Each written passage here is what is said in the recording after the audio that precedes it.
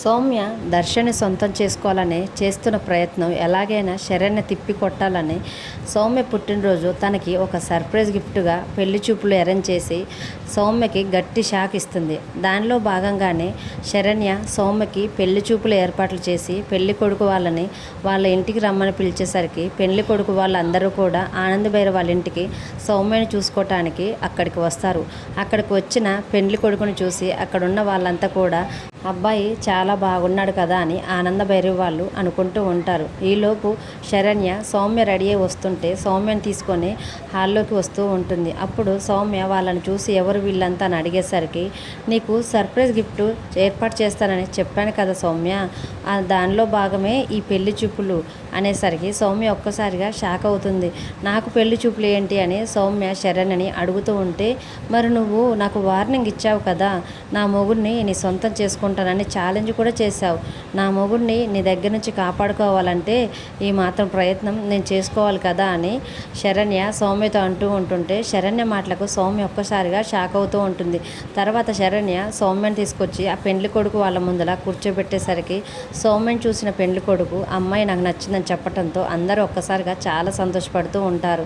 అమ్మాయి అభిప్రాయం కూడా ఏంటో చెప్పండి అని అడుగుతూ ఉండేసరికి అప్పుడు ఆనందభైరవి గారు, అమ్మ సౌమ్య తొందర ఏమీ లేదు, నువ్వు ఆలోచించుకొని నిదానంగానే చెప్పమ్మా అని సౌమ్యతో అంటూ ఉంటుంటే అప్పుడే శరణ్య సౌమ్య పిలిచినట్టుగా తన దగ్గరకు వంగి, అవునా, ఓకే సౌమ్య, అలాగే చెప్తానని సౌమ్య ఏం చెప్పకపోయినా శరణ్య కావాలని ఆనందభైరవి వాళ్ళు అటు పెళ్లి కొడుకు వాళ్ళందరి ముందు సౌమ్యకు కూడా పెళ్లి కొడుకు నచ్చాడంట, తనకి కూడా ఈ పెళ్ళి ఇష్టమేనట అని శరణ్య అందరి ముందు చెప్పేసరికి సౌమ్య ఏమీ మాట్లాడలేక అలాగే మౌనంగా ఉండిపోతుంది.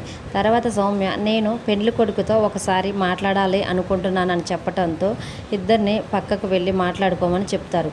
పక్కకు వెళ్ళిన సౌమ్య పెళ్లి కొడుకుతోటి నేను మీ బలం ఎంతుందో చెక్ చేయాలని అనుకుంటున్నాను అని చెప్పడంతో సరే చెక్ చేద్దామని ఆ పెళ్లి కొడుకు కూడా అంటూ ఉంటాడు. తర్వాత సౌమ్య నా చెయ్యిని మీ చేతితో పట్టుకోండి, నేను ఎంత గట్టిగా అరిచినా కానీ వదులు అని అన్నా కానీ మీరు వదలకుండా గట్టిగా పట్టుకుంటేనే అప్పుడు మీ బలం ఏంటో నాకు అర్థమవుతుందని సౌమ్య పెళ్లి కొడుకుతో చెప్పేసరికి పెళ్లి కొడుకు అప్పుడు ఇలానే మీ చేతిని జీవితాంతం పట్టుకుంటానా లేదా అని నన్ను చెక్ చేసుకుంటున్నారు కదా, నేను మీ చేతిని ఎప్పటికీ జీవితాంతం కూడా విడిచిపెట్టను అని చెప్పి సౌమ్య ఇచ్చిన చేయిని గట్టిగా పెళ్లి కొడుకు పట్టుకుంటూ ఉంటాడు. సౌమ్య తన ప్లాన్లో భాగంగా వదులు వదులు నొప్పిలేస్తుందని గట్టిగా అంటున్నా కానీ ఆ పెళ్లి కొడుకు మాత్రం సౌమ్య మీద ఉన్న ప్రేమతో ఆ చెయ్యిని వదలకుండా అలాగే పట్టుకొని ఉంటాడు. ఈ లోపల హాల్లో కూర్చున్న ఆనందభైరవి వాళ్ళు పెళ్లి కొడుకు వాళ్ళ కుటుంబం అందరూ కూడా సౌమ్య కేకలు విని ఒక్కసారిగా షాక్ అవుతారు. సౌమ్య అలా గట్టిగా అరుస్తూ ఉంటే అప్పుడే అక్కడికి దర్శన్ కూడా వస్తాడు. అలా పెళ్లి కొడుకు సౌమ్యని పట్టుకునేసరికి దర్శన్కి సౌమ్యని మిస్బిహేవ్ చేస్తున్నట్లు అనిపించి దర్శన్ చాలా కోపంగా పెళ్లి కొడుకు వైపు చూస్తూ ఉంటారు. మరోవైపు శరణ్య మాత్రం సౌమ్య మళ్ళీ ఏం ప్లాన్ చేసిందా అని టెన్షన్ పడుతూ ఉంటుంది. సౌమ్య వేసిన ఈ ప్లాన్ని శరణ్య ఎలా చిత్తు చేయనుందో అనేది రానున్న ఎపిసోడ్స్లో చూద్దాం. డైలీ సీరియల్ అప్డేట్స్ కోసం ప్లీజ్ మన ఛానల్ని లైక్ చేసి సబ్స్క్రైబ్ చేసుకోండి. Thanks for watching.